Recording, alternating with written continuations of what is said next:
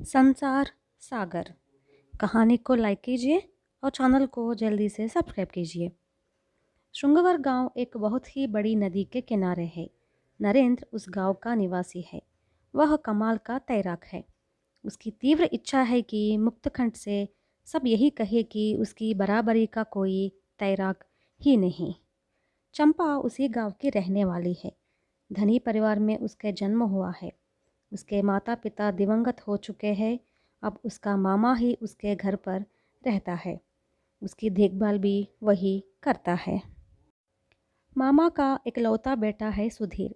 चंपा से विवाह करने की उसकी तीव्र इच्छा है, परंतु सब प्रकार से चंपा के लिए वह योग्य वर है ही नहीं। अब चंपा 18 वर्ष की है। उसने सोचा कि एक अच्छे योग्य व्यक्ति से विवाह करूं, जो मामा से दोस्ती का नाटक करेगा और उसको बुरे रास्ते से हटाकर अच्छे रास्ते पर ला खड़ा करेगा। चंपा नरेंद्र को बचपन से ही जानती है। उसका दृढ़ विश्वास है कि उसमें उसे मामा से बचाने की समर्थता है। वह एक दिन एकांत में उससे मिली और उसे अपना पूरा हाल सुनाया। उसने उससे प्रार्थना की कि वह उससे शादी करे। नरेंद्र को अवश्य ही चंपा से प्रेम है, पर उसे इस बात का डर है कि शादी हो जाए तो कमाल का तैराक कहलाने की उसकी इच्छा अधूरी ही रह जाएगी। उसने अपने गुरु परमानंद को पूरा विषय बताया और उसकी सलाह पूछी।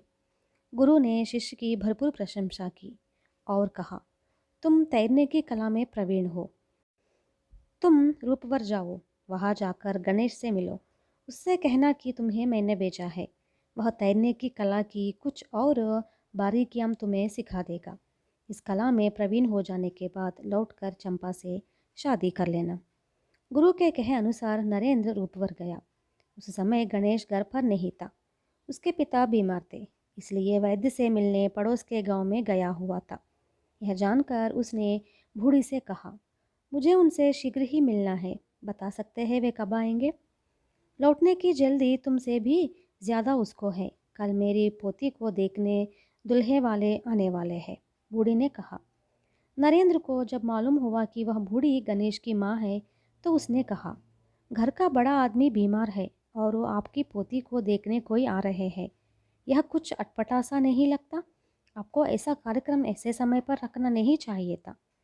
तुमने ठीक ही कहा था, परंतु ज़रा सोचो तो सही, जिस घर में 10 से अधिक सदस्य हो, वहाँ कोई ना कोई तो अस्वस्थ होता है। अस्वस्थ आज पड़ जाते हैं तो कल स्वस्थ हो जाएंगे। इसके लिए मंगल कार्य थोड़े ही रुक जा सकते हैं। नरेंद्र बाहर आने वाला ही था कि एक आदमी अंदर आया, जो पहलवान लग रहा था। उसने नरेंद्र से कहा, मैंने तुम्हें कभी नहीं देखा है। अगर तुमने उसे कुछ कर्ज दिया हो तो उसे अपना हाथ धो डालो, तुम्हें वापस नहीं मिलने वाला। कहता हुआ वह चला गया। उसकी बातों को सुनकर नरेंद्र को लगा कि गांव में गणेश का अच्छा नाम नहीं है। फिर भी सत्य जानने के लिए उसने दूसरों से पूछताछ किया। दुकानदार ने बताया कि उसे गणेश से बड़ी रकम मिलनी है। दूध वाले ने कहा कि गणेश दूध तो खरीदता है पर पैसे नहीं देता। धोबी ने भी ऐसा ही शिकायत की। ग्रामाधिकारी ने बताया कि गणेश बहुत झूठ बोलता है।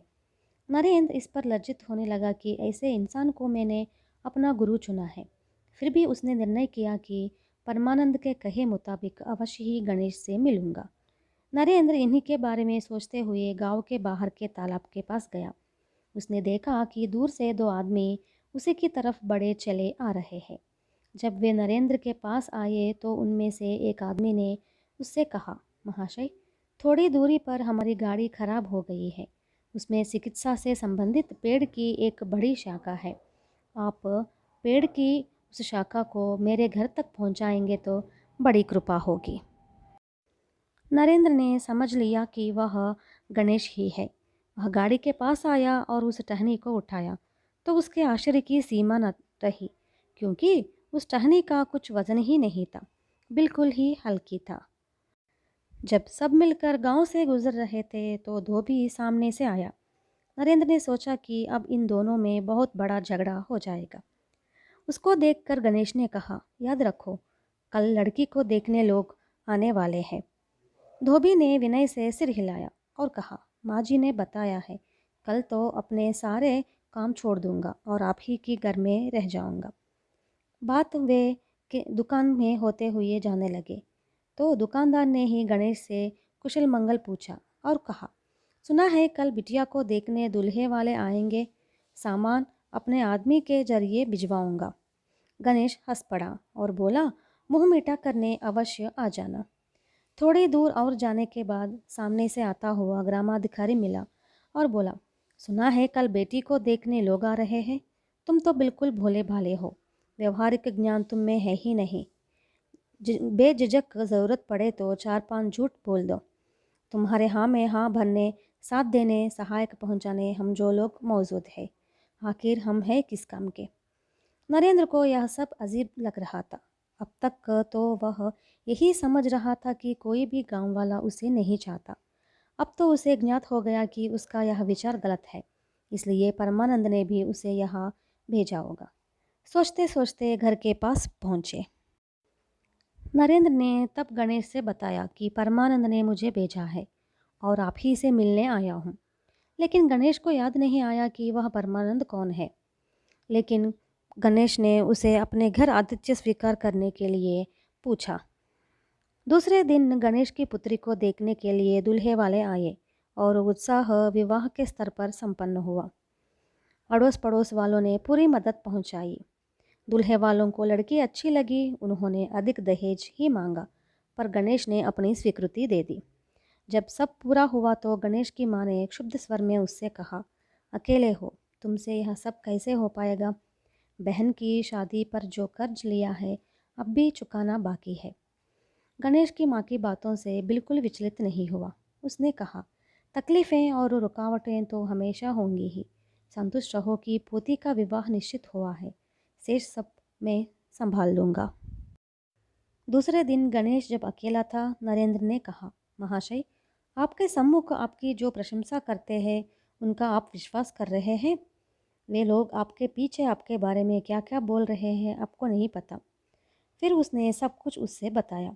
यह सुनकर गणेश हंसकर बोला, मैं सब कुछ जानता हूँ, मेरे पास धन नहीं है, दूसरों पर आधारित हूँ, मगर वे मुझे दोषी ठहराए या गालियाँ दे तो इसमें उनकी क्या गलती। अगर ऐसी बात हो तो सामने ही वे आपको गाली दे सकते हैं, पीठ पीछे निंदा करने से क्या फ़ायदा। सहायता भी पहुंचा रहे हैं और निंदा भी कर रहे हैं। नरेंद्र ने कहा, मेरी अच्छाई ही इसका कारण है। ज़रूरत ना पड़े तो मैं कोई भी किसी की सहायता नहीं मांगता। मुझ में कोई बुरी आदत नहीं है। मैं पीछे भी किसी की निंदा नहीं करता। आपकी जीवन पद्धति बड़ी ही विचित्र है। विशेष बात तो यह है कि इतनी गंभीर समस्याओं के बीच में भी आप तैरने में प्रवीण और उत्तम तैराक हैं। मैं आपके यहाँ तैरने की बारीकियों को जानने के लिए ही आया हूँ, नरेंद्र ने कहा। इस पर गणेश ने आश्चर्य प्रकट करते हुए कहा, बचपन से मेरा जीवन इस संसार सागर में तैरने में ही गुजरता रहा, पानी में तैरने की शिक्षा पा नहीं सका। इस उत्तर से नरेंद्र की समझ में आ गया कि परमानंद का उसे यहाँ भेजने का उद्देश्य क्या है। संसार एक सागर है, जिम्मेदारियाँ और कर्तव्य हर क्षण डुबो देने की कोशिश में लगे रहते हैं। उनसे बचते हुए, ज्वार बाटे का सामना करते हुए, जल प्रवाह में प्रवाहित हुए बिना अपने को संभालते हुए जो नदी के तट पर पहुंचता है वही कमाल का तैराक है। नरेंद्र ने गणेश से विदा लिया और अपने गांव पहुंचा। चंपा से उसने शादी कर ली और बड़ी क्षमता से सब समस्याओं का परिष्कार किया। संसार सागर में कमाल का तैराक कहलाया गया।